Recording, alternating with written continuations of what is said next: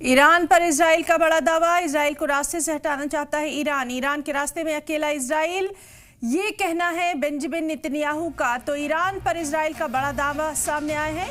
Israel को रास्ते से हटाना चाहता है ईरान, ये कहना है इजराइल के पीएम बेंजामिन नेतन्याहू का। साथ ही उन्होंने ईरान पर निशाना साधा कि ईरान के रास्ते में अकेला इजराइल है। तो एक बार फिर से ईरान और इजराइल के इख्तिलाफात यहाँ पर सामने आए हैं और इस बार भी जो बयान आया है वो बेंजामिन नेतन्याहू की जानिब से ही आया है।